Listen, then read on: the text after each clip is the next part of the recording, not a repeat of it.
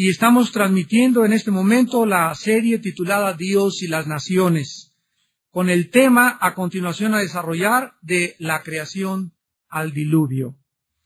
Muy bien, la Biblia nos muestra desde el capítulo 1 del Génesis, en el versículo 28, la primera vez que Dios bendice, la primera vez que Dios manifiesta su aprobación sobre su creación. Y esta bendición es precisamente sobre los seres humanos. Y los bendijo Dios. La palabra bendecir es barak, con K y B grande en el hebreo. Y los barak Dios y les dijo. Vamos a tener cuidado en la primera orden a la primer pareja de seres humanos. Fructificad y multiplicaos. Dios crea a la raza humana para que nos reprodujésemos, para que nos pudiéramos reproducir y pudiéramos multiplicar. Bendición de Jehová son los hijos, y cosa de estima el fruto del vientre, dice uno de los salmos. Entonces, Dios crea a los seres humanos para que nosotros pudiéramos reproducirnos y colaborar con Dios al traer seres humanos a este planeta. A continuación, Dios les dice que llenaran la tierra y después les dice que la sojuzgaran y que señorearan en los peces del mar, en las aves de los cielos y en todas las cosas que estuvieran o que tuvieran movimiento en el mundo. Aun cuando la elección de Dios, como lo vimos en el panorama profético de las últimas conferencias, fue para Israel y en esta época la Iglesia, ya lo vimos de una forma panorámica en la clase pasada, las naciones gentiles todavía formaban parte del plan eterno de Dios para su creación. Cuando Adán y Eva son creados, se les da una orden específica y esta orden, escuchen, esta orden que recibe a Adán y Eva nunca, ni siquiera bajo el nuevo pacto, ha sido abrogada. ¿Cuál es esta orden que Dios le da a nuestros primeros padres y que nunca abrogó Dios, sino que continúa estando vigente en nuestros días? Señorear. Señorear se llama el mandamiento de dominio. El mandamiento de dominio. Esta palabra señorear es rajá, en el hebreo rajá, que significa ejercer dominio, dominar o tener control. Dios pone al ser humano como la cúspide, lo pone en el pináculo de su creación y toda la creación, como dice el Salmo 8, oh Dios, todo lo pusiste debajo de los pies de los seres humanos. Todo absolutamente. Viene Satanás y a los animales los eleva mediante una ideología darwiniana de la teoría de la evolución para hacernos creer que estamos en el nivel de los animales y todavía aún inferiormente porque dicen que venimos de los animales, lo cual contradice totalmente y es una teoría antagónica, contradictoria a la palabra de Dios. Y pues no tenemos por qué sorprendernos, ya que, repito, Satanás trata de, a través de filosofías y de doctrinas de demonios, alterar la filosofía o el sistema de pensamiento bíblico. Ahora, muy bien, dice la Biblia entonces que Adán y Eva reciben la orden de señorear en todos los peces, en todas las aves y en todas las bestias que se mueven sobre la tierra. Y nosotros actualmente lo podemos comprobar. Todos los animales nos tienen temor. Nosotros corremos, ¿verdad? Tuve un ratón, pero no porque el ratón te está asustando, sino simplemente por el aspecto del ratón. Sobre todo muchas mujeres hasta una cubeta se suben, ¿verdad? Y el ratoncito no les puede hacer ni una mordida, ¿no? Otros vemos un alacrán o vemos una cosa y huimos, porque aun cuando tenemos el control sobre ellos, ¿verdad? Ellos nos producen temor en ese sentido.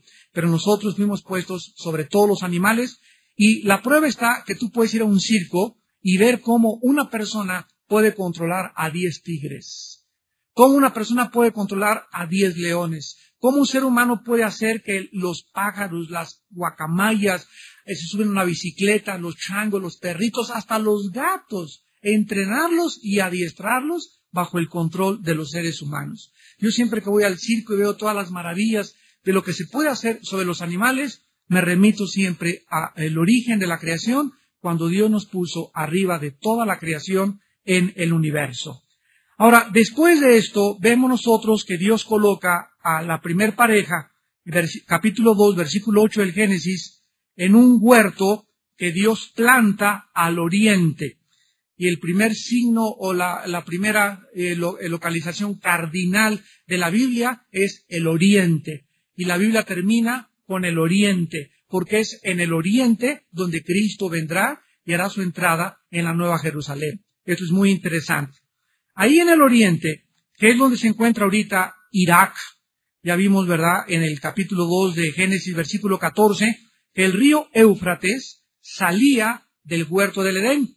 Y el río Éufrates comienza en las montañas del Ararat, que está casi, Turquía casi frontera con Rusia, y va y atraviesa toda la nación de Irak y desemboca después de 2.700 kilómetros aproximadamente en el Golfo Pérsico.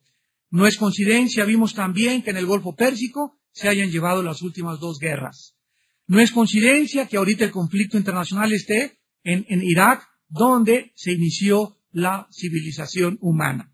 Porque de acuerdo a la Biblia, ahí fue en Irak de donde Dios plantó el huerto. De Irak le mandó a hablar a Abraham.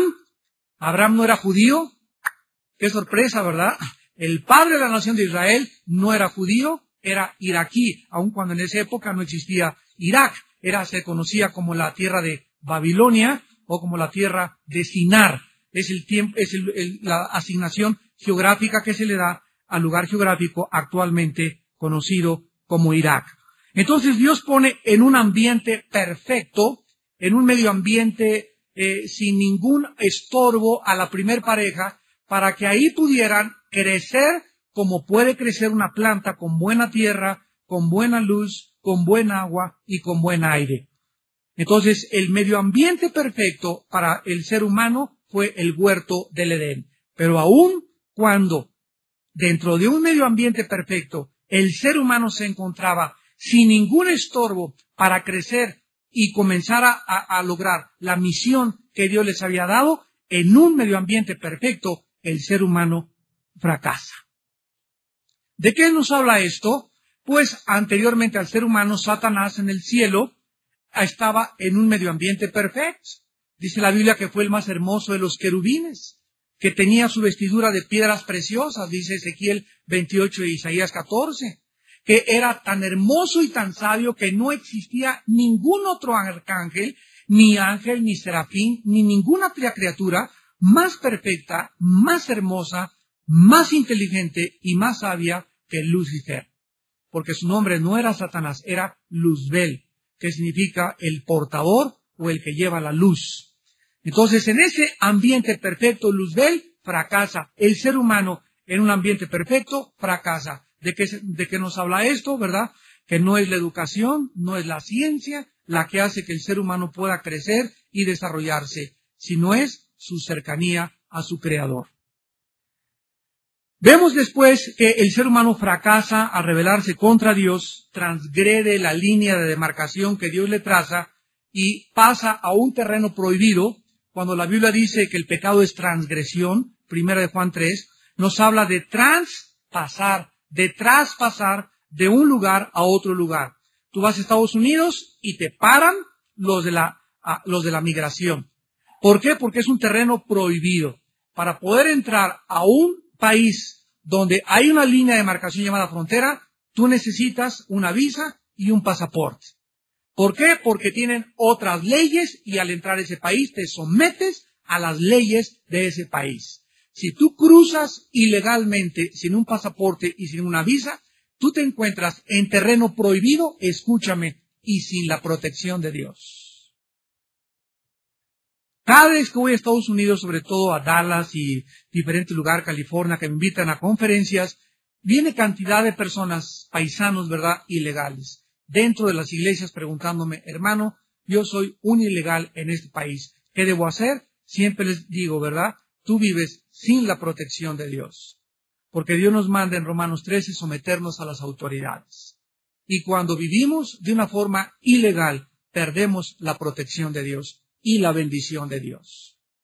Ese es el precio que se tiene que pagar.